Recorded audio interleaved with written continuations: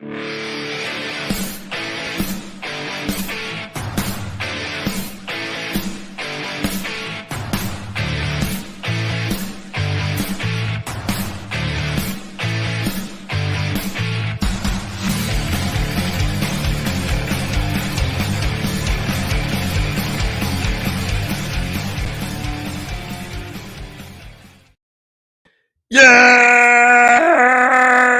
Oh, it is. It is a Monday episode of Donno Daily here on the 5 Reasons Sports Network. I am Alex Donno. Yeah, I'm here. It was a roller coaster yesterday. Heart palpitations, typical Dolphins performance, typical Raiders performance. Las Vegas Raiders have had 2 home games so far this season. In both of the home games the Raiders have played, they've started games down 14-0 to come back and win crazy games in overtime. It happened in Vegas against the Ravens week 1, happened in Vegas against the Dolphins week 3. Season ticket holders from the Las Vegas Raiders are getting their money's worth and then some so far this season. I'm not happy. Listen, maybe some of you think that the fact that the Dolphins did come back, down 25-14, fourth quarter, come back to force it to overtime, maybe you look at it as a moral victory. I don't believe in moral victories in the NFL. College football, maybe. In the NFL, I don't believe in them. We're going to get into a lot today. Alfredo Artiga from 3 yards per carry is going to join us 15 past the hour, around 12:15. 12:41. We will talk some Miami Heat as well. Heat, baby. Miami Heat Media Day today. There's a lot going on. Our good friend Alana is going to join us at 12:40 to talk some NBA, to talk some Miami Heat basketball. Want to remind you guys, every episode of Donno Daily is served by the Quarterdeck Seafood Bar and Neighborhood Grill. Make the Quarterdeck your spot to watch all the action. You could have spent all day Saturday and all day Sunday at the Quarterdeck and had an amazing time. All the college football action on Saturday. UFC 266 was a lot of fun this past Saturday night. The NFL slate was absolutely lit. All football season long at the Quarterdeck, you can get the 5 for $15 ice cold bucket specials. 5 for $15 Heineken family of beers, High Noon Hard Seltzer. Mix and match them to your heart's content.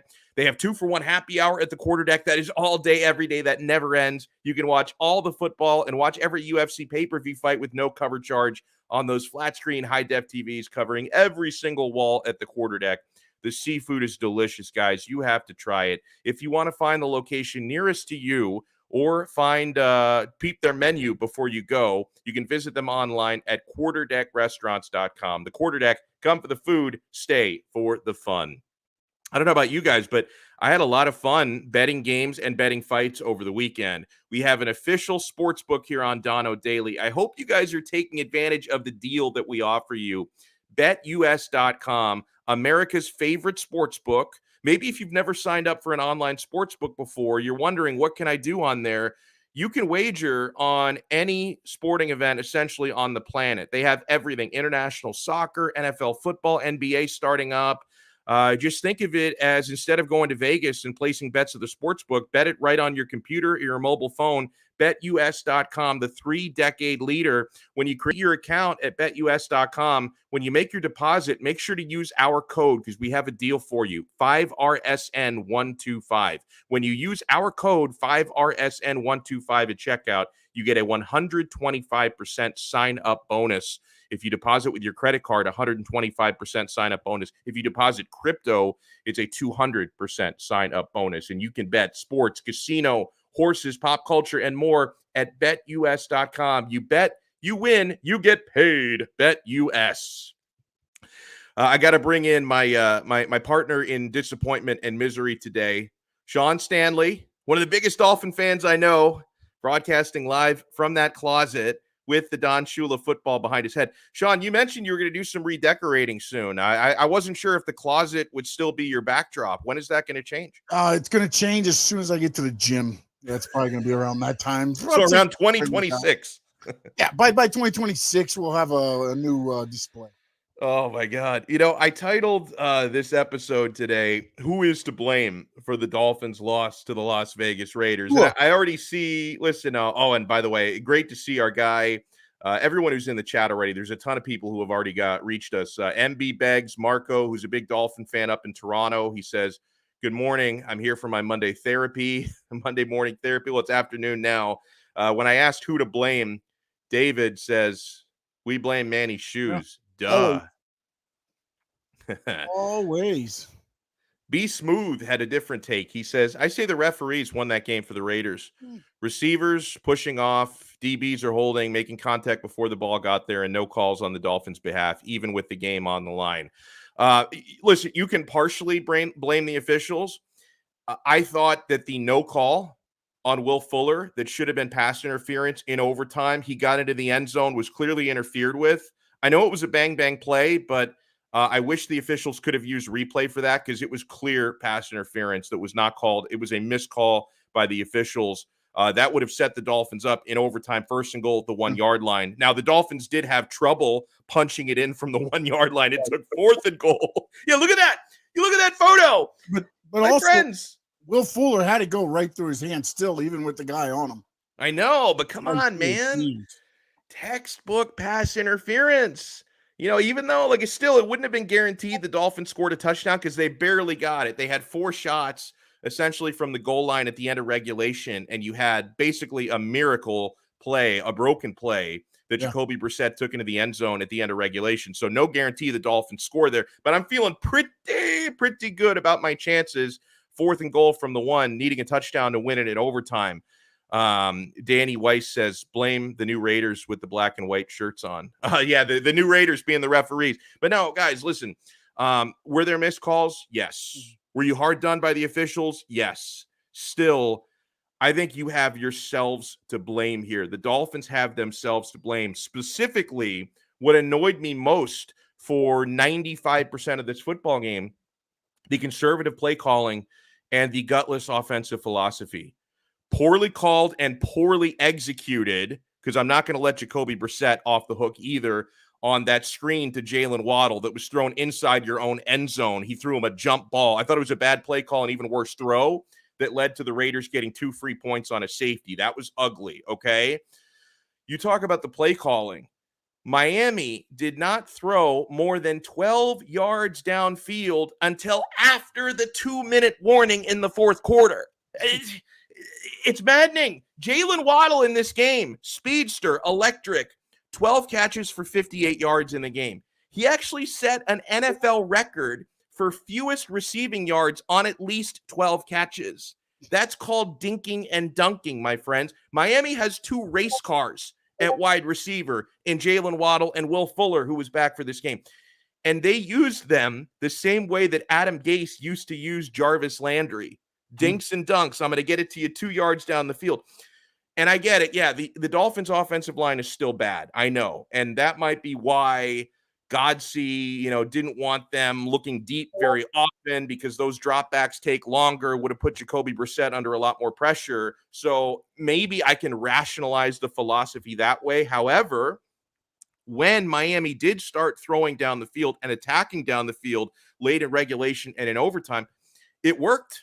You can't argue with the results. They were completing some big throws down the field late. Devontae Parker had a big one on 4th down. Mike Gesicki had a couple of big ones on the final drive in regulation, and then he had the biggest one came in overtime on the 4th and 20, which obviously you had to throw downfield that time. You had no other choice. Snatched that one out of the air.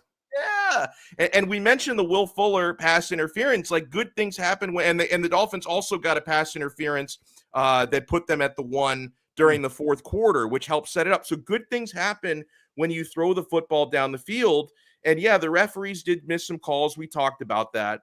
But you think about the philosophy, Sean, in regulation time, this is before overtime, regulation time, the Miami Dolphins in the entire game had 277 yards of total offense, with 82 of those coming on the final drive. So about a third of your offensive yards came on the final drive. They were sandbagging it before then. I mean, they took a 7-0 lead on a defensive touchdown. They had a short field to get their second touchdown, a nice run by Malcolm Brown. That made it 14-0. And then the Dolphins looked at that 14-0 lead and basically said, we're going to sit on this for 4 quarters and hope nothing bad happens. And guess what? When you're going up against Derek Carr, and I give a lot of credit to the Raiders passing game, they're going to make you pay. I thought defensively, of course, the Dolphins defense played well enough to win that game. They even scored a touchdown, in fact. They're usually a bend, don't break defense. They did start to break a little bit at the end of the game. which, wasn't great. They had a couple of unsportsmanlike conduct penalties that extended Raiders drives and led to touchdowns. That was unfortunate. Also, but some penalties on offense that, again, backed us up and made it a play calling change. Yeah. Austin Jackson had a couple of those, a holding and a false start. I think we even got a pick play on one of the pass plays where we actually moved the ball down the field a little bit, and that came back. So, again, a lot of, we had a missed field goal. You throw in that safety, that's 5 points we left on the field. I thought it was funny when they were showing the highlights of the game. It's like the Raiders got here because they missed an extra point. Well, we missed a field goal and gave them a safety when we're going to overtime. I mean, so, again, I think that game was there. I think they had a conservative play calling because of Jacoby Brissett. I think you know what you got with Jacoby Brissett. I mean, you've seen him as a starter in Indy. He's a good quarterback. He's serviceable. He's not going to win you games. And with this defense, I think they just said, you know what? Let's play. But then I also think, like you said, they got ahead by 14 and kind of like, oh, let's even take it off a little bit more than we originally had to. And I think it kind of stalled everything. They never got a flow going on offense. No pun intended for Coach Flow, but they just never got it together. It just seemed like, we'd get a good play and then it's one step forward and 3 steps back almost, it looked like every time. Amen. That's well said. Alan Poupar from Sports Illustrated pointed out, and again, I thought the Dolphins defense played well enough to win this game, no question. This is a stat you don't like. The Dolphins so far this year, dead last in third down defense. They were best in the NFL in third down defense last year. Now, I'm going to assume it's going to get better because 3 games is a really small sample size, and that included just an ass kicking against the Bills, right? So when you get your asses beat 35-0, that's going to skew some of the statistics, and I would imagine that over the course of 17 regular season games, this is going to get better. They're not going to have, the worst third down defense consistently in the National Football League this year. Sean pointed out Jason Sanders missed a 48-yard field goal try. That was at the end of the first half, so the Dolphins could have had, instead of a 14-12 lead, a 17-12 lead. And mathematically, if you'd hit that field goal, you might win that game in regulation. Like Sean pointed out, if you don't give up the safety, mathematically, you might win that game in regulation. And another one, when I talk about the annoyances that I had from the play calling yesterday, I hadn't even brought this one up yet. This was probably my least favorite play in the entire game. The play call on 3rd and 3 in overtime when they were in field goal range. But remember, a touchdown would have won the Dolphins the game. The field goal that they hit, a 50-yarder from Sanders, extended overtime, gave the Raiders the ball back for what became the game-winning drive. If you could have scored a touchdown, the game would have been over. We're talking about a Dolphins win today. And on 3rd and 3, field goal range in overtime, that shovel pass from Brissett to Gesicki, I thought that was gutless. I thought it was a terrible play call, a gutless play call. You're on the road in overtime. A touchdown wins you the game. I think you have to be playing for a touchdown, not playing for a field goal or whatever that call was. The purpose of that, were you trying to outsmart the Raiders with that call? You ended up outsmarting yourselves with that call. I hated that call. And listen, I know I've said a lot of negative stuff here, and I feel bad because I was talking to my mother before the show, and she said to me, I really hope you can find a way to be positive about the Dolphins today. So I kind of hope she doesn't go back and watch this because I'm having a hard time. I'm having a really hard time. You watch the game? She actually only watched the first quarter. So she saw 14-0. Yeah, she saw 14-0. She didn't see the end of it. I think what my mom did was she saw the Dolphins go up 14-0. She said, this is going to be a blowout. I'm just going to turn off the game and go about the rest of my day. Smart. If I would have done that, I'd be happy today. By the way, love you. Andrew Green, thank you so much, my friend, for the super chat. Very, very generous, sir. I'm glad you're enjoying the show. I hope you enjoy the show. Marco writes in, an Italian mom who stays positive. What? Well, here's the thing. My mom, she is an Italian citizen, but she is not a born Italian. My father is the Italian in the family. My mom is a dual citizen now, but she grew up in Nebraska. So that's where she gets her positivity from, because in Nebraska, you only have 2 things in that state. You've got cornfields and positivity. That's all there is. So she's a very, very positive person. She's not a typical Italian mom because she is not biologically Italian. Rafa writes in, the safety was more than just 2 points. You lost all your momentum you had, and that sparked the Raiders. That absolutely did spark the Raiders on that. But yeah, no, I did want to say something positive in case my mother goes back and watches this. I thought Jacoby Brissett, he played really hard. Okay, I give him credit. Wait, that's positive? He played really hard. Hey, listen, he did. Everybody getting certificates now? I'll give him a participation trophy. He gave the Dolphins multiple chances to win that game. His touchdown run on 4th and goal, as time was expiring, you had to rush to the line of scrimmage, was a broken play. That was awesome. His completions, he had a big 4th down completion to Devontae Parker. The 4th and 20 to Mike Gesicki was just an epic play. I was jumping up and down in my living room when that happened. Listen, maybe if Godsey and Studesville had let Jacoby attack the field earlier in the game and not just at the end of the game, it could have gone better for Miami. And I will add this as well, and I do have some personal friends who are Vegas Raiders fans. The Raiders are lucky, very lucky. You don't expect, imagine if the shoe was on the other foot, would Dolphin fans expect to win a game like this? You do not expect to win a game where not only did they go down 14-0, they've come back from that. Whoa. What? This is coming from a man that's always told me a win is a win in the NFL, and now all of a sudden you're going to tell me that a team is lucky? You can be lucky. Nah, it's better to be lucky than be good. Absolutely. A win is a win. The Raiders got the W. I took the L. That's great for them, terrible for us, but you can still be lucky in this league. You can still be lucky. Yeah, man. So that means that the 1972 Dolphins, they got lucky on a couple wins, man. You know what I mean? Like absolutely, they just decided to, not really score a touchdown from the 5.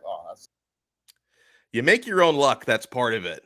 Let me finish my thought here, and then I'm going to bring on Alfredo Artiga. You do not expect to win a game where your quarterback throws a pick 6. You give up a miraculous game-tying drive at the end of regulation. Like, that's usually the football gods telling you when you blow an 11-point lead like that against a team that couldn't move the football. That's usually the football gods telling you today is not your day. You're not going to win this game. Your kicker had already missed an extra point, which was a big part of the reason why. And I know the Dolphins missed their own opportunities, but Carlson missing an extra point was the reason why the Dolphins were able to come back with a field goal touchdown, 2-point conversion down 11. That proved to be costly. And you allow your opponent to convert several 4th downs in crunch time, including a 4th and 20. Those are not supposed to be converted in that league. So the Raiders should consider themselves extremely lucky. Let me ask you something, Donno, real quick. Which LC is in charge of the running game? Well, I mean, Studesville is the running game specialist. All right, he did a good job yesterday because we had a good rushing game. We had a good run. Better, yeah. But we let, and I guess this is not his fault. This is, but it's complementary football. Defense and offense take blame for this. Mostly the defense, because Peyton Barber had some big carries late. The Raiders can't run the ball, especially with Jacobs out. Like, they're not supposed to be able to run for anything, and they ran for 140 yards. Nobody told them. I was a little bit upset. Let's bring on our first guest of the day. You know him, you love him. Works his butt off, 3 yards per carry. Does an awesome job here on the 5 Reasons Sports Network. Alfredo Artiga. Alf joins us here on Donno Daily. Alfredo, let me ask you this to start things off, because I hadn't even mentioned the name of the quarterback who's hurt right now. Do you think this game would have gone dramatically differently had it been Tua Tagovailoa starting instead of Jacoby Brissett? Yeah, they win this game. Yeah. For one thing, they don't throw that pass in the end zone, and if they do throw the pass, it's accurate and it's quick, instead of lumbering and high and forcing Jalen Waddle to leave his feet and allowing the cornerback to close the distance. If you watch the play again, and I know everybody hates the play, you shouldn't call that in your own end zone. But if you watch the play again, it could have worked, because at the snap, the corner is about 7 yards away. If that ball is there on a line accurate, he has about a 3-yard cushion to get out of the end zone. And does Waddle get out of the end zone? Yeah, he's fast. He's gonna make up those 3 yards pretty much pretty quickly. And if he breaks one tackle, he could get 10, 12, 15 yards. But it's a terrible play call, but even worse execution.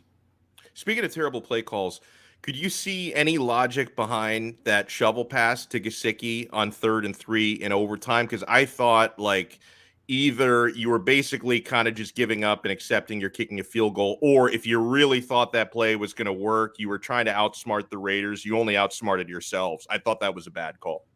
They ran it earlier in the game, and it worked for them on a 3rd down, so they decided to go right back to the well.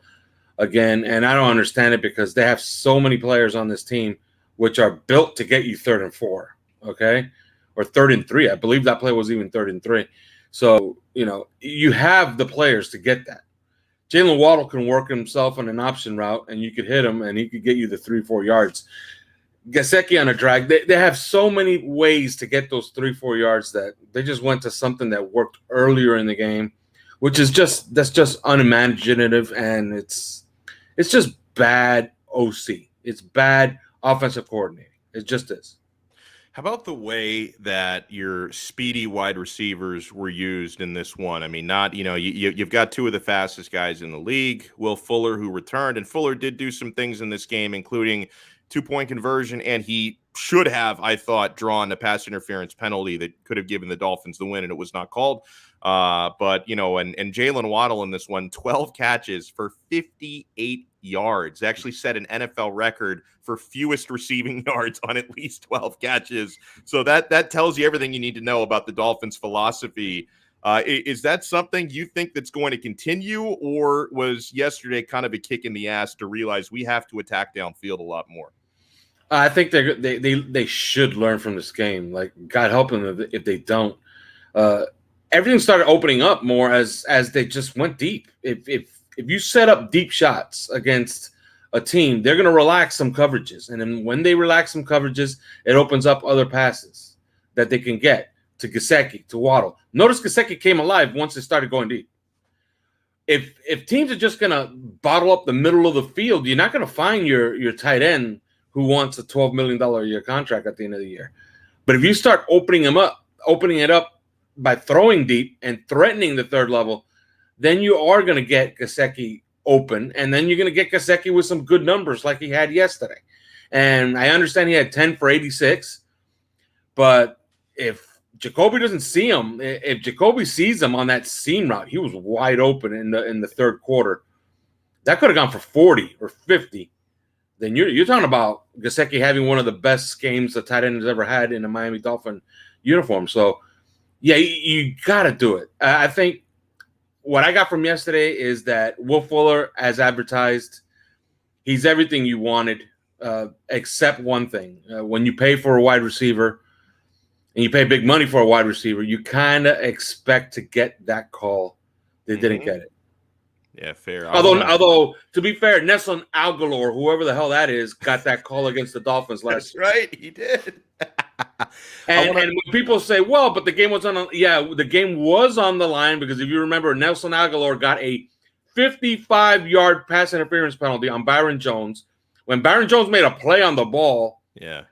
With 2 minutes left with the playoffs on the line. So, yeah, the stakes were a little higher than just week 3.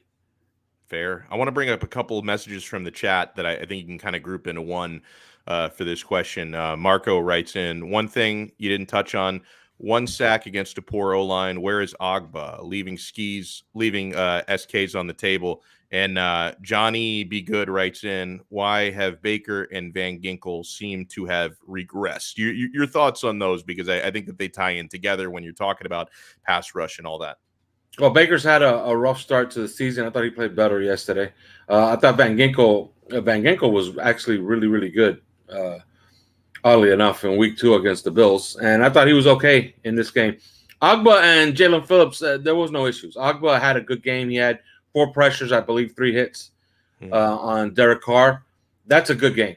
Like, if you get hits on a quarterback, that's a good game. Most of their hits came from outside rushes and some blitzes from Brandon Jones. I thought Jalen Phillips played his best game as a pro. And, yeah, I understand people are going to say, well, he keeps getting close. Well, sometimes close is good enough, right? Like, if you force a pressure, you're going to force an errant pass. I thought, sometimes you do have to give credit to your opponent. Derek Carr was absolutely spectacular. Yes. Yesterday. Evading the rush, being super hyper accurate with the football. And let's face it, some of those wide receivers that he has are not so great, okay? And, the Dolphins did take away Darren Waller. So yes, thank you. Derek Carr was actually working with, 3 legs of a table, okay? So, I don't know. I thought Derek Carr was absolutely spectacular. But, the Dolphins had a plan for Darren Waller, and evidently that plan was to go nuclear and just put Byron Jones on him all game, and Byron Jones shut him down.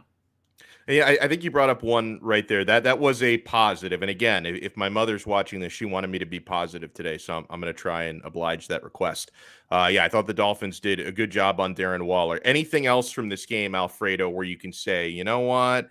I liked what the Dolphins did here. I know the execution wasn't great specifically on offense, but were there any other positives you can take out of this one? Yeah, the only other positive, because let's face it, this was a bad loss. I expected them. I bet them, with the 4 points, so I'm happy about that. But W. Oh, and by the way, thank you for bringing that up, because I had one of our viewers, Brooklyn Rob, who loves calling me the mush, was trying, because we do our pick segment on Fridays, and I did say I was taking the Dolphins +4, and then Brooklyn Rob was trying to say yesterday that I mushed the Dolphins, and I said, "What are you talking about? It was a 4-point spread."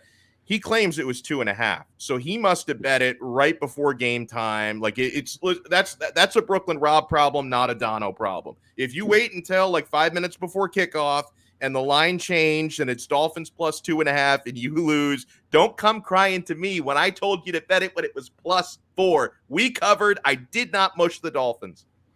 Yeah, but you asked me, if they're going to take anything from this game. I think they're going to take a lot of things from this game and that are positive. One is which they acknowledged their mistakes on the offensive line and they shuffled it around enough. They put Jesse Davis at left guard, Liam Eichenberg at right tackle. They might even have another move to make. Okay? Yeah. So, the next move could be Liam Eichenberg at left tackle, Austin Jackson to the bench, Robert Hunt out to right tackle. That's entirely possible. Maybe Robert Hunt at right guard. So, they got probably another move to make there. And then the other thing is maybe they take from the end of the game that once they started threatening deep, the offense seemed to open up. And I understand people are saying, no, because it's, a team's in a prevent. It doesn't work that way in the NFL. Teams have learned from the 90s and from the early 2000s when teams used to go into prevents with 2-score leads. And teams tend to get even more aggressive with a lead nowadays in today's NFL. So you were seeing actual offensive production against an aggressive defense. So maybe they learn from it. Or who knows? Maybe they don't. By the way, you touched on this a little bit when you talk about offensive line changes. And Devin Jordan, thank you so much for the super chat, my friend. Do the Dolphins make a move before the trade deadline? And allow me to be that guy to ask you the question everyone's asking, because, the landscape has changed a little bit, Alf, since we last spoke. Last time we spoke was before Tua was placed on injured reserve, so he's going to miss at least 2 more games beyond this one, and the jury is still very much out on Tua. We've heard all these reports, Pro Football Talk, CBS, saying that the owner, Stephen Ross, is very much in the camp of wanting to trade for Deshaun Watson. Any opportunity the Dolphins make actually a serious offer on that before the trade deadline, November 2nd? I'm certain that they made an offer and it was probably rejected. So I would say that's probably dead until the offseason when they can evaluate this entire team. Which makes a lot more sense, because also not only would the offseason give you a chance to evaluate this entire team, it gives you a better picture on what Watson's legal situation is going to be like. We're going to know a lot more come March and beyond than we know right now. Yeah, I believe in February he has some hearings that kind of will let us know whether he's headed to prison or not. So, that's an important thing. Yeah, that's a great evaluation to have of your future face of the franchise. Let's figure out if he's going to prison before we bring him on board. But yeah, they got to do that by February. But the viewer asked a great question: are they going to make a move at the trade deadline? Yeah. They have to. What about Decker? Yeah, I would say I think that's a no-brainer. And I understand people are saying, "Oh, he's kind of expensive." Well, he really isn't. For the player he is, he's really not that expensive. And he's under contract. He's 28 years old. That's the prime of an offensive lineman's life. It's that little sweet spot between 28 and 32, which means that they've seen it all already and they're ready for it. And they're still at their physical prime. So you get him for his prime, and he's an immediate fix at left tackle for not this year, but for the next 3 years. Yeah. So what will it take? I'm figuring at least a 2nd-round pick. I'd start there. If Detroit gets too unreasonable, then I guess you got to pull a plug on that. But I absolutely make a call. Do you agree with this from Marco? He says Decker to left tackle or Liam to left tackle and sign Schwartz to play right tackle. Sorry, that any one of those two moves to go outside, bring someone in and move Liam. Do you agree that's an immediate fix? Well, Schwartz is an immediate fix at right tackle. Like, he's an immediate Band-Aid for this season, but there's no indication that he would want to play here. I believe he's probably eyeballing somewhere else. And remember, he's coming off an injury, so we're waiting to see if he's even healthy enough to play right now. The rumor is that he is, but that he's shopping to see where he can end up. Probably a contender, probably somewhere where, he's guaranteed playing time and he's not going to be moved around or even play wet nurse to somebody else. Man, just go get Decker and play Liam Eichenberg at right tackle and be done with it. And I think that's as good a move as you can make inside this season. Now, I know things aren't great right now, but I can't co-sign on this from Brooklyn Rob. It's not this bad. He says, face it, folks, the top 3 worst franchises in the NFL are the Jets, the Lions, and the Finns. Every other franchise has reloaded and had success over the past 20 years. I mean, listen, okay, now one of these teams has had success a few years ago. They got to the AFC Championship game, but I would not call the Jacksonville Jaguars a better franchise than the Dolphins, even though they did have some recent success. Nor would I call the Houston Texans a more successful franchise than the Dolphins. So, hey, maybe I'm reaching here to give you some teams that are worse than Miami, but come on, Alfredo, the Dolphins are not one of the 3 worst franchises. No, they're and I've heard that they've been bad for so long. No, they haven't really been bad for so long. That's part of the problem. Yeah. Like, if they were bad for a while, maybe they could have accumulated a ton of first-round picks. Only done one real teardown, and they did it a couple of years ago. Mm-hmm. They've been mediocre for 20 years. They've been a 500-team moribund franchise for 20 years. That doesn't make you bad. It just makes you boring and mediocre. So let's look ahead real quick before we let you run. Colts coming up this weekend, and it's a winnable game. I'm not guaranteeing a win, but it's a winnable game, and they made one of the worst quarterback decisions this offseason, bringing in bum-ass Carson Wentz, who has 2 bum-ass ankles right now. What are you expecting to happen this Sunday? Well, I think it's an all-hands-on-deck type of game, right? If you look at the roster, they got out of this game relatively healthy. That's the good news. The bad news is pressure's on. They got to salvage one of these 3 games with Jacoby Brissett. This is the best chance to salvage one of them, right? Because if you look at the schedule going forward, Tua could have a little favorable stretch when he comes back. He's going to face some softer spots. So if you get this one and you lose to the Bucs, you're 2-3 with Tua coming back, and Tua has kind of a soft patch coming up, then you could run off a few wins and get yourself into the playoff race. But I think the pressure is well on. This is the very rare Week 4 must-win game. By the way, because and I've been saying the same thing, that we're talking about Tua like it's definitely a 3-week absence. It's a minimum 3-week absence with the IR. Any concern that he could miss time beyond 3 games? No, I doubt it. I'm told that he wanted to play this past week, and he was expecting, quote unquote, to play against the Colts this week. Then they put him on IR, and that was pretty much ended. I guess they tried to head off, whatever stink he was going to probably make about it. But, I would expect him against the Jaguars in London. Well said. And this man always does an excellent job. Make sure you follow him on Twitter at it's Alf_Artiga, correct? Did I get the account right? And of course, 3 yards per carry, which is your spot, your one-stop shop for Miami Dolphins news and opinions. Amazing podcast here on the 5 Regions Sports Network. Make sure you have subscribed and are checking regularly out 3 yards per carry. Alf, thank you so much, man. I love these Monday spots with you. Enjoy the rest of your day. Thank you for having me, Donno. Always my pleasure. Here is something I can agree with Brooklyn Rob on. Alf is the man. Now, Rob, I don't know if you missed it because the first message you wrote in was after I brought you up. You were trying to put it on me for being a mush against the Dolphins bet. Now, the Dolphins lost the game. I get that. But when I picked the Dolphins against the spread on Friday, they were a 4-point underdog at that time. They lost the game by 3. You were trying to tell me they were a 2.5-point underdog. if you waited until right before kickoff and bet the game on that shitty line, because 2.5 is really a bad line compared to 4, you cannot put that on me, sir. At the time that I made that pick, Dolphins +4, they covered. If they didn't cover your portfolio, you either have to find a new sports book, make sure you're using betus.com, because I had that game at +4, or you just can't complain. David said, sure, we can blame Donno. Well, David, I thought you were the one who blamed everything on Manny's shoes. I thought that was the way we were going to go. Oh, man. Dolphins need this win to save the season. Michael Rodriguez writes.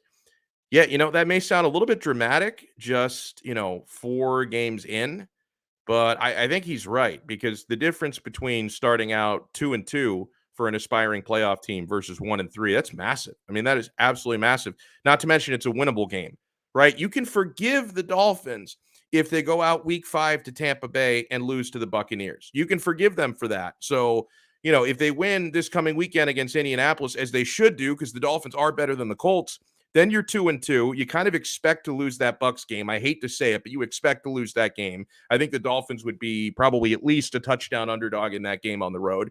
You expect to lose that game. So then you're talking about either being 2-3 or 1-4 during this murderous stretch to start the season. 2-3 means you're still in the hunt to be a playoff team. 1-4 means you need a minor miracle to be a playoff team. So yeah, this is massive. This is about as close to a must-win game as you can get 4 weeks into an NFL season. Devin Jordan says, I think they defeat the Colts. I do as well. The Dolphins always find new ways to surprise me and disappoint me, but I do think that they're going to win this game. And it's a Jacoby Brissett revenge game, so. That's right. Yep. Yeah, great point. He wants to beat his former team. That is 100% correct. By the way, can you bring up for me this tweet from Dick Vitale that I did respond to, and he even responded to me, so I don't know why he cares what I think. I honestly don't really care what Dickie V thinks. So Dick Vitale, he wrote, this was Saturday night, I believe, either Saturday night or Sunday morning after the Miami Hurricanes, their 69-0 victory against Central Connecticut. And Dickie V, who, this guy drives me crazy. First of all, his shtick got old 20 years ago, and he's still riding that, hey, baby, a diaper dandy, baby. Like, annoys me to no end. It's unbelievable, baby, with a capital A, I think. Oh, my God. It annoys me to no end. And then Dick Vitale, this guy always singles out Miami. Like, I have been angry at Dick Vitale for a decade, because I can remember Dick Vitale when all the Nevin Shapiro stuff was first churning up. The Yahoo Sports Report came out. That was about 10 years ago, right? 10, 11 years ago. Dick Vitale was a guest on the Dan Le Batard show, and he called for the Miami Hurricanes football program to get the death penalty because of the Nevin Shapiro thing. This guy is shamelessly biased against the University of Miami. I've noticed this for 10, 11 years. It's driven me crazy. So Dick Vitale tweeted out, you see it there on the screen, having kids humiliated, physically and emotionally whipped for a payday is sickening. He said, yes, at Canes football whips Central Connecticut State as Miami must feel great as they win 69-0. How does this help anybody but the cash register? Now, a lot of people are arguing about whether or not Power 5 should be playing FCS schools. That's not the beef that I have here. The beef that I have here is on the same weekend when the number 1 ranked Alabama Crimson Tide whip Mercer and the Pittsburgh Panthers beat New Hampshire. These are also FCS teams, by the way. The Pitt Panthers beat New Hampshire 77-7. Dick Vitale is singling out Miami as if these other games didn't happen. And folks, when I'm talking about a Power 5 team, if Dick Vitale thinks it's so dangerous, because, it's a physical sport, tackling, all that. If Dickie V thinks it's so dangerous for an FCS team to play against Miami, isn't it even more dangerous for an FCS team to play Alabama? Because Alabama, they're a lot bigger, they're a lot faster, they're a lot better, and they hit a lot harder than Miami does. So if you're worried about player safety because you don't think FCS schools should be playing Power 5 teams, how come you single out unranked Miami, who, by the way, have really struggled this year? They got their butts kicked against Michigan State. They barely beat Appalachian State. They got humiliated by Alabama. In fact, maybe Dickie V should be worried about Miami playing Alabama. That wasn't physically safe for them to go out there and play Bama. Stop it, Alex. It's Alabama, baby. Come on, Nick Saban. I'm not going against them, man. Let's go. Bingo. ESPN, they are in Alabama's pocket. They have such a Bama bias. Bama drives ratings. Bama moves the needle in a way, unfortunately, Miami hasn't done in years. I mean, the only time that Miami moves the needle lately is when Billy Corbin makes another documentary about that program. That's when Miami moves the needle. So Miami is an easy target. It's low-hanging fruit. College game day on Saturday morning, Kirk Herbstreit went on this rant, and the truth hurts because, unfortunately, most of what he said is true, but he was citing the Barry Jackson article for most of it. Saturday morning, Kirk Herbstreit had this rant on just how poorly run Miami's athletic program has been. And listen, the truth hurts. I couldn't argue with anything he said, really. But then that made Miami an easy target. Why is Dick Vitale being a hypocrite? Why is Dick Vitale only going against Miami for playing an FCS team, and he's ignoring Alabama, Pittsburgh, who played the same weekend? Florida routinely plays FCS teams. And I know Manny was talking with me before the show, and he's saying, hey, you can't blame SEC teams for, booking a cream puff or two on their schedule because the conference schedule is so hard. We're arguing about different things. Like, I understand that, right?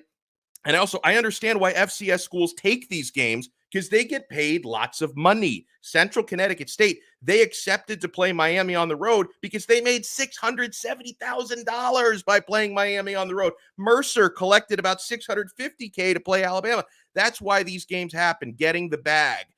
And if Dick Vitale has a problem with this, okay, but why single out Miami? And he talks about these kids being physically and emotionally whipped. He didn't seem to notice that after the game, what were all the Central Connecticut players doing? They were taking selfies and pictures inside Hard Rock Stadium. They were starstruck. And all they were talking about after the game was, listen, yeah, we got embarrassed on the field, but coming down here and playing in a Super Bowl stadium, a stadium that's hosted Super Bowls, national championship games, that was incredible. They play in a 5,000-seat stadium normally out in the farmland somewhere in Connecticut. Being at Hard Rock Stadium was like the highlights of their collegiate careers. So Dickie V, my friends, he has a bone to pick with Miami, and I am here to expose his hypocrisy. All right, let's bring on our next guest. I'm excited to talk some NBA. We got Heat Media Day in progress today. I love the NBA coverage, and it's not only the Miami Heat, because she's also covering the Chicago Bulls this year, the hometown team. Alana Tahauer joins us here on Donno Daily. Alana, I hope your Monday is going as well so far as mine is. Listen, I'm so hyped for this new season. I woke up in the best mood ever, and I'm just ready to go. Like, I think we've all been waiting for this moment, and I know it was a shorter off season than usual, but it felt like 10 years, so I'm ready to get this going. And by the way, I want to get a little awkwardness out of the way here, because I don't know if you might need to sue me for gimmick infringement or copyright infringement, because Royal A. Shepard pointed this out to me, because there are some times, and I'd like to plead my case here, because we came up with this organically, and then Royal notified me that I'm stealing Alana's bit, whether I knew it or not, because I had a few conspiracy theories a couple of weeks ago, and I literally put on a tinfoil hat. Oh, God. Why is this becoming a thing? I hate Michael Christian. This is what happens. He says something once and people run with it. Ricky is going amok. You look better in it than I think I could. So I'll let you keep it. I don't want any part of this. Oh, my God. So I'm not stealing your bit. No, you can have it. Absolutely. Michael might come after you, but in terms of me, we're all good here. So if I'm going to get sued, it's going to be by Michael, not by you. Basically, or Royal, who I guess now is keeping tabs. You know what? I was wrong. It was Ricky, not Royal. Okay, yeah, Ricky has taken Michael's original nickname and just ran with it. But Ricky calls me the content machine, so I do what I can. Oh, wow. I like that. We are joined here by, we used to call her the first lady, but now she is the content machine of 5 Reasons Sports. Oh, man. Let's start, before we narrow in on the Miami Heat, what could become an NBA-wide issue, at least if I am to believe the Rolling Stone article that came out over the weekend. That was a doozy. It was a doozy, talking about Kyrie Irving, who seems like the leader of the pack here, among others, they're creating a divide, among NBA players about vaccinations. How much do you think, Alana, this is going to escalate? Do you think that the NBA can still nip this in the bud? And we are, about a month before the regular season begins. Training camps are about to get underway. Can the NBA nip this in the bud, or could this become a real problem for the league this year? I think it's going to become a problem in the sense that the small percentage who are refusing to get vaccinated, despite Kyrie, and I have such an issue with him. He said today he doesn't want to be a distraction, as if he didn't know that his viewpoints and like the way he's going about things weren't going to detract from the team. So I don't think it's going to become an issue in the fact that I don't think a lot more people are going to be as outspoken, but I do think the few that are sticking to their guns are going to create issues. I don't know. In my opinion, I just think you should bench them, and like any other job here that now is requiring vaccinations. If you don't want to get vaccinated, that's completely your choice, but then you're going to have to face the consequences.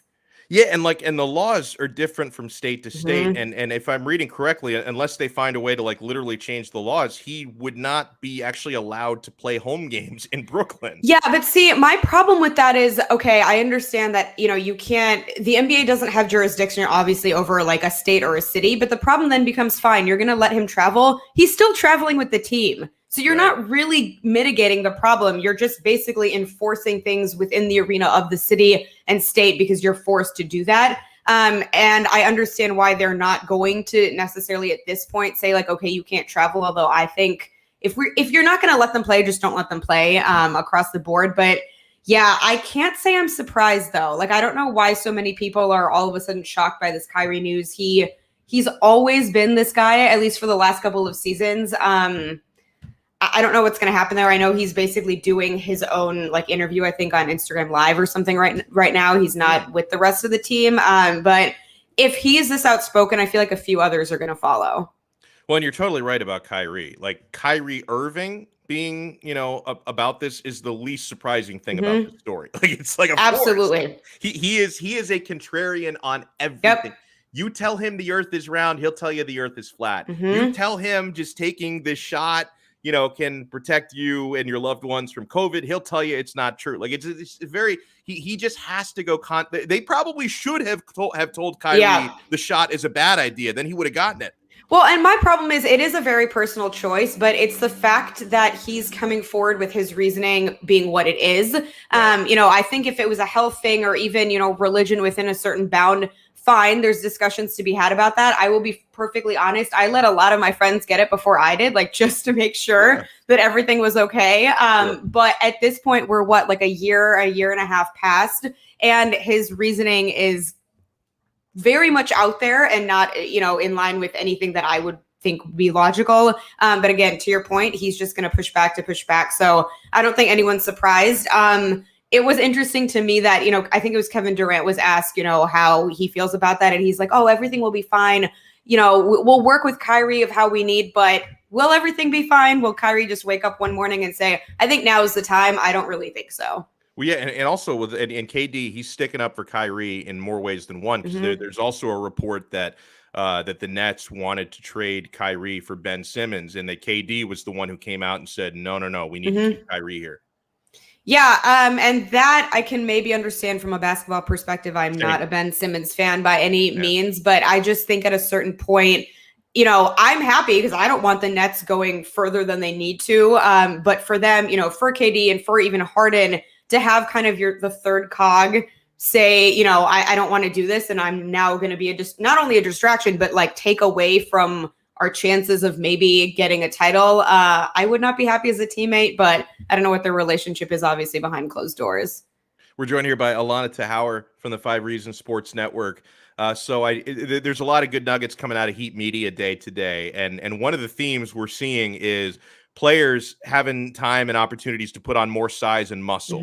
And I thought what Bam Adebayo said today made a lot of sense. He talked about putting on 15 pounds of muscle. I think he arrived last year around 245. He's arriving for camp this year at 260. And a year ago at this time, he just didn't have time to get into the gym because you had, they got all the way to the NBA Finals, which were played in the fall. So you had basically no offseason to speak of. He didn't have time to kind of go into the lab and put on muscle. So he's bulking up. We've seen plenty of evidence over the last few weeks of Tyler Hero bulking up. And also, I think for him, being a dad now, like that can kind of spark like a lot of players where I think he's going to like mature really, really quickly and his priorities are going to change. And him putting on muscle as well makes me happy. Like, how do you think for each of those players, adding that extra size and strength can help and tweak their games a little bit? Yeah, I mean, look, basketball is a team sport, obviously, and so it's going to take more than individual contribution to help. And like I've been saying, I think chemistry is going to take time, to develop among these new guys. But at the end of the day, we still need the guys to work on themselves first and foremost. I think that's a huge part of Heat culture. And I feel like the fact that they have a real offseason now, everyone is healthy, and then they can prioritize that. Bam visibly looks bigger, so I by no means doubt what he's saying. Tyler also, I know people were saying like, oh, it's angles or filters or whatnot. Like, no, the man looks bigger visibly. So yeah, I think that's going to be super helpful, obviously defensively, but offensively too. I also think it shows that they're really committed to this season. I don't think anyone was happy with how last season went, even though, I still think it's somewhat understandable. I'm not giving them a pass, but it was a wonky season. They came off of having no basically off season. But no, they're committed. They're ready to go. We're looking great. I think Kyle is definitely going to get into world-class shape too. So like I said, the Heat's identity this season is back to what we've always been, like, historically. Yeah, absolutely. Alana Tahauer joins us here on the 5 Reasons Sports Network, and also on Bam. He talked about how he's really working on his shooting. Mm-hmm. I mean, not only to be more consistent on mid-range jumpers, but can you imagine if he can develop like a good 3-point shot? It's over for the rest of the NBA. If that guy can start shooting threes, it's done. Yeah, I am just not going to hold that as an expectation personally, Right. because I think that's when we get into trouble of fans saying, well, you said you're going to do this. Why aren't you all of a sudden shooting at like some historically record high clip? I do think that it's great that he's adding that to his game. And I also think that is going to set him apart from his past few seasons. I just want him, regardless of what he's doing, to be confident and to be aggressive, whether that is, with the 3-point shooting or just across the board, as long as he's kind of being his best self. I think that's going to be exciting. But yeah, he was not shooting a high percentage there. So any progress is good for me. By the way, you told me a week ago, and I thought it was a great answer. Like, I asked you which newcomer you were most excited for. Mm-hmm. You didn't go cookie cutter with Kyle Lowry, which would have been the easy answer. I'm not a cookie cutter kind of girl. You're not. You brought up PJ Tucker, and I love this quote from Spo on PJ. He says, the way he competes and puts himself out there just screams Miami Heat culture. He's fierce. He's tough. He's edgy. So how are those qualities, Alana, going to help the Heat, especially because to me, having PJ on the floor in crunch time to add his defense late in games, I think it's going to be the biggest difference here with PJ. Oh, totally. I know people weren't necessarily super excited because of his, on-court skills, which I think he's going to be better than people are giving him credit for that way. But his attitude alone, as I said, he just has like this dog gritty mentality. And I think that's what the Heat have been lacking. So I loved that quote. I feel like it's spot on. And that's really what's getting me excited. I'm also trying to start a movement of just like Miami PJ, that just being his new thing. Michael hated this, but I'm pushing it. So we're just going to start spreading the rhetoric today. Let's start early Monday, PJ. Miami PJ is here to stay. I love it. Alana Tahauer, excellent job. Hey, when can we see you or hear you next on the network? So Michael and I are recording tonight, which I'm sure he's going to be thrilled over because I have a lot to say about Jimmy Butler's braids, which I'm very excited about. But I believe Clutch Corner is going to be Tuesday this week. Don't hold me to that. We're still figuring it out. But there's lots of great content coming. The season's back, so get ready. I love it. And make sure you follow Alana on Twitter. You can see the handle there, or if you're listening to this, I will give it to you at Alana Tahauer. Thank you so much and enjoy the rest of your Monday. Thank you. Let's go.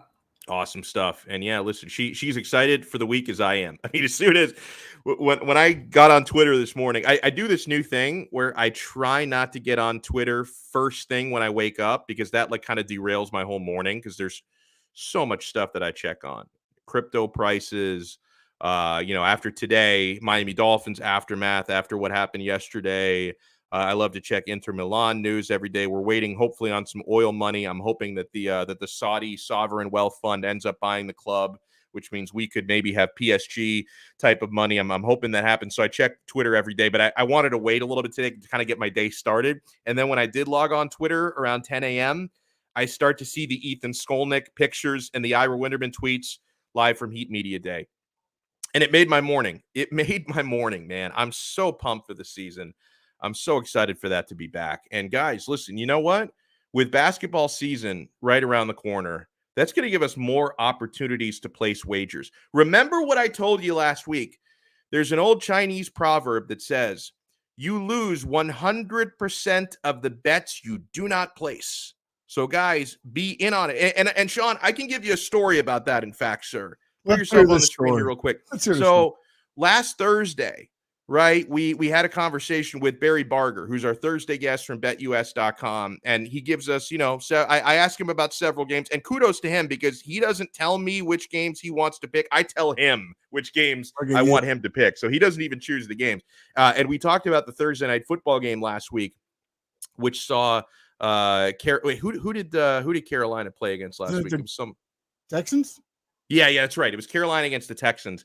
And so we had a conversation on Thursday afternoon, and Barry told me, he saw, not only did he see Carolina winning, but he liked I think it was the under in that game. And I got so busy later in the day that I had forgotten to place the wager. And I kid you not, I'm driving around 8:05, 8:10 p.m. And I realized, oh my God, I'm not going to be able to get these bets in. I'm 15, 20 minutes away from my destination. And then the old Chinese proverb just started ringing in my head. You lose 100% of the bets you do not place. So I pulled over into a gas station, got on my phone because at betus.com, it's very convenient to place wagers on a computer or on your mobile phone. Their website is very easy to use. So I pull over into a gas station and I got those wagers in. And what happened? We went 2-0 on that game. So right there, cautionary tale. Cautionary tale. If you miss an opportunity to place a bet, that can cost you money. Yeah, you almost missed out. I almost missed out. Not one, but two. Yeah, we went 2-0 on that game. So, guys, and again, I can reiterate, it's so easy to do. BetUS.com is the official sports book of Donno Daily. Brooklyn Rob writes in, old Chinese proverb, bet against mush, make big money. Brooklyn Rob, he's going to be literally swimming in dough by the end of the year just by fading my picks. But I'm telling you guys, it's so easy. If you're ever in a situation like me where you're like, oh my God, I've got a few minutes to get my bets in, you have a chance to pull over. It's so easy on the mobile phone. The website has great functionality, whether you're on your computer, your tablet, your mobile. BetUS.com. You can take it with you everywhere you go. And also, listen, it may not have been the worst tragedy in the world if I didn't get my bets in before the game, because you can live bet every game at BetUS. When the game is in progress, the spreads, the numbers change during the game depending on the situation. You can live bet. So sometimes I know a lot of really good gamblers who actually prefer to live bet in game than place bets before the game starts. So that is an option as well. You can live bet at betus.com. We have a hookup for you. It's America's favorite sports book. Their customer service is second to none.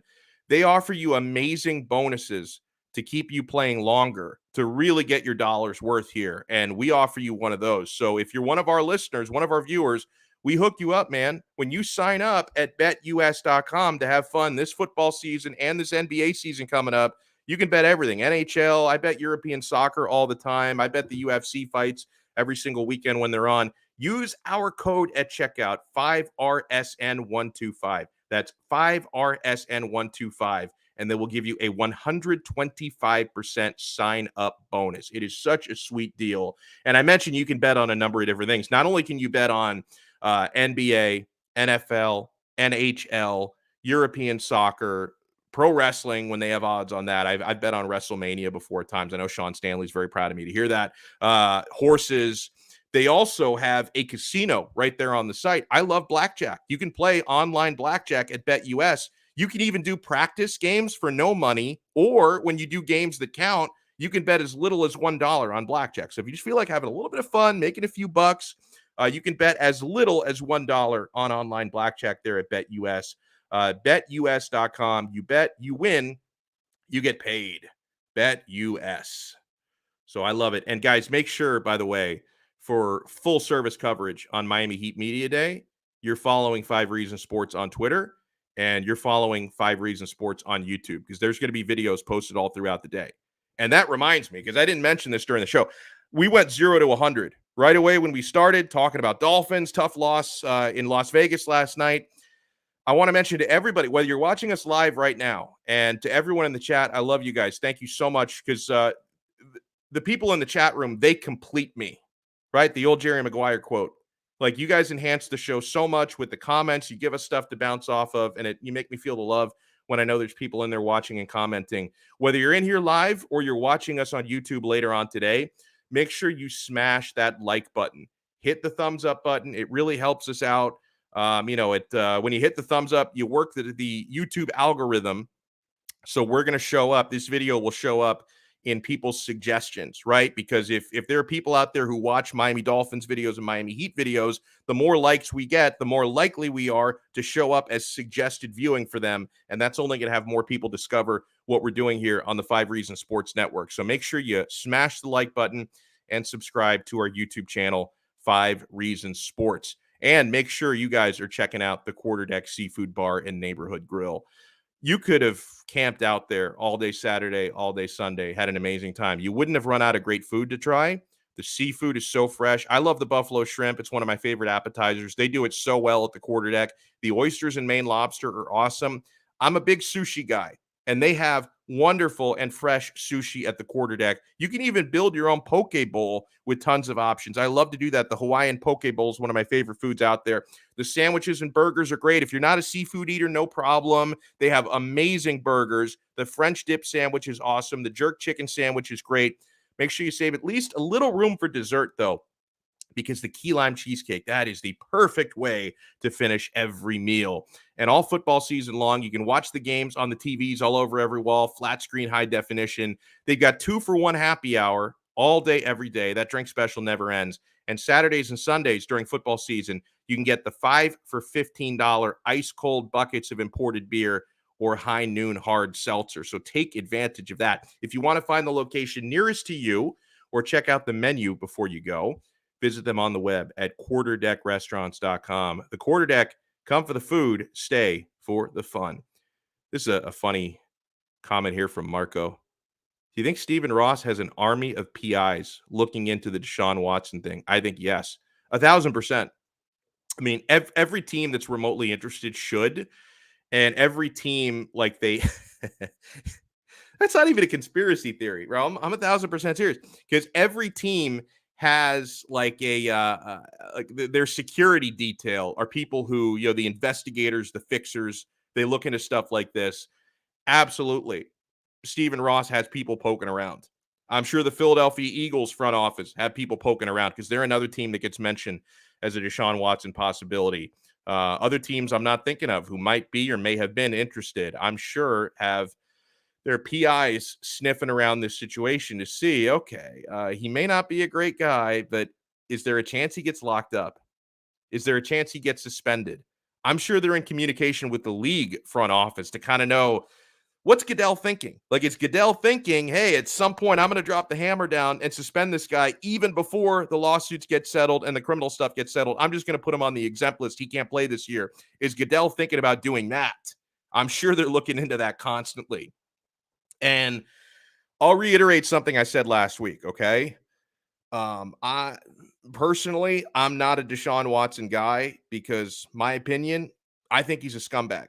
Now, he's not the only scumbag in the NFL, but I think that this guy is pretty clearly a very questionable human being for what he's been accused of doing to all those women. And I have a hard time believing all of them are lying. But at the same time, I'm starting to accept the fact that I might care whether he's a scumbag or not. Sean Stanley might care. I think he does care. A lot of you watching might care. I know our guy David cares. But it doesn't really seem to me like NFL owners and GMs care about whether he's a good human being or not. They care about whether he's going to be eligible to play or not. They seem to cast the morality aside. So I kind of wonder, Sean, if maybe I should just take the approach as a fan. You know what? I'm just along for the ride. If this guy comes, I don't have to buy his jersey. I don't have to cheer for him. I don't have to like him. But if the GMs and the owners are going to say winning is the only thing that matters, maybe I just have to take a step back and say that's the name of the game in this business. Yeah, I think it's that. And then also I think because Houston has taken the approach, whether they've worked with the NFL on this or not, NFL hasn't had to take a stance because the Texans haven't tried to do anything with them. They just kind of put him to the side, and that's where he's saying. Now, if all of a sudden they activate him, Then you're pushing the NFL to make a decision. If you try to trade him, then I think you get the NFL. Then at some point they have to make a decision, right? If they don't step in, then they're obviously saying we don't care. But then at that point, I mean, because right now, I mean, what he's on, looking at his Instagram, everything else, he's on vacation, getting paid what, $10 million a year, right? What a life! Every game, they're showing the Texans warming up, and Deshaun's posting pictures wherever he's at. By the way, you're so right though about Goodell. It's really easy to do nothing when the guy's not active. In fact, I can understand why Goodell would approach it that way.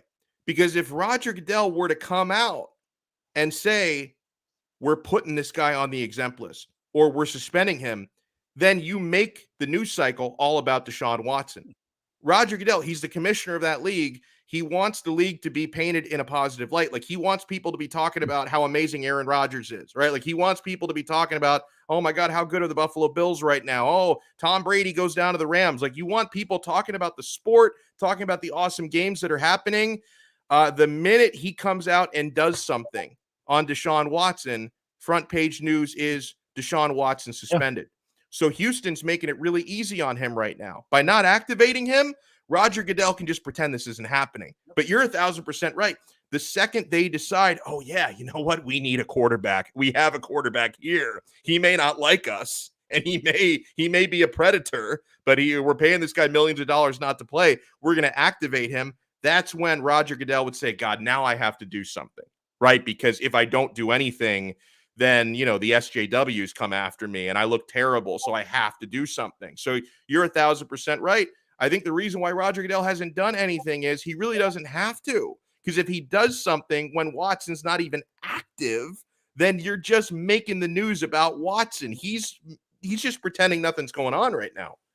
Yeah. And also I think too is, when you look at it, and again, I'm not saying guilt or innocence here, but if you do throw him on the exempt list, you're starting to classify how you're feeling about this situation, you know, there, and you start kind of placing, and then also you look at the NFLPA. NFLPA's got to stand up for its player. Yeah. I mean, you know, it could get, there's a lot of layers to this on top of already the, you know, looking at the victims and everything else in this case. There, once you get into the professional side, the NFL side, now there's even more layers on top of layers, not to mention what's already going out on the personal side. Yeah, well said. We'll wrap it up on that note. Huge thanks to Sean Stanley there, Manny Chang as well, behind the scenes doing great things. And before somebody brings this up, you know, we do every Friday, we do our NFL picks for the weekend. We pick 4 games against the spread. Normally we would recap that on Monday, but we're going to recap it tomorrow because one of the games that we picked was the Monday night game tonight. So Eagles and Cowboys. So we're going to recap our picks tomorrow. How you doing so far, Sean? Because I know you have a lot of catching up to do. Are you? What are you? Comeback is on, buddy. The comeback is on. Are you 1-2 or 2-1 so far? I believe I'm 2-1. So you're already doing better than me. Yeah. Because I think the difference between you and me was you had the Packers who did cover and win, and I had the 49ers who lost. So I think you're going to gain at least what I had the Buccaneers, which, you know, that was my loss. Yeah, same. Mine as well. So do you have the Cowboys or the Eagles tonight? I think we both have the Cowboys, if I'm not. I think you and I have the Cowboys, and Manny, who's an Eagles fan, has the Eagles. And this is how I'm going to trip up Manny, by the way, because I'm going to select Eagles games every week, knowing he cannot pick against his team. So as long as they don't like win out the rest of the way, we're good. Oh, we are penciling this one in, aren't we? I love it. But yeah, I got the Cowboys tonight. Yeah, so do I. So you're guaranteed to gain at least one game on me. So you can't do worse. Or the Eagles do win tonight. I can't do any worse as it is. I'm 1-7, I think, right now. So yeah, you're 1-7 heading into this week. Worse, so. Yeah. So there you go. All right. Huge thanks to everyone. I'm going to try to throw some shout outs out here. Marco at MB Beggs, thank you so much. He's a big Dolphin fan north of the border. He's up in Toronto. We love the international flavor. David, Brooklyn Rob, Frank Almanzar, thank you so much for tuning in. Mike Monaco from the Bronx, love this dude. He's a big Alana Tahauer fan. He always pops up when she comes in. Gabriel Perez, thank you so much. He says, no Power 5 school needs to play against D2 schools, no matter how bad the school is. Yeah, he's going back to the Dick Vitale thing. I agree with you. I took issue with the fact that Dick Vitale is singling out Miami when Alabama kicked the ass of a D2 school the same weekend. I don't know why he has to make it all about the Canes.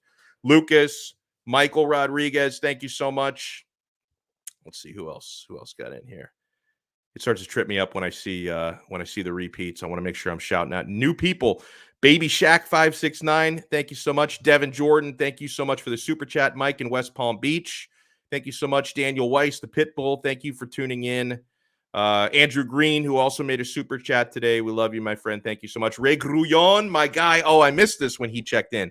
Howdy, Donno and everyone. Nice effort, but the statue Brissett so slow. My pet turtle is faster than him. Just saying. Hey, he had a couple nice scrambles. He had that one big pickup in the fourth quarter where like there was no one within 30 yards of him. He picked up some yards, and he did score that touchdown on the run. So listen, I think I give him a little bit more credit than being a statue. Thank you to Ninja Viking for tuning in. Cap for Life, one of our regulars. Rafa in Miami, another one of our regulars. Thank you. Georgia Kane fan. Love that dude. Thank you so much for tuning in. And this is where Be Smooth. Thank you. And I'm tired of scrolling now. So we'll leave you off at that note. Make sure you support betus.com, the quarter deck. Sean doing better than Alex. No surprise there. We will talk to you guys again tomorrow, 12 noon, right here on the 5 Reasons Sports Network, another episode of Donno Daily. Ciao.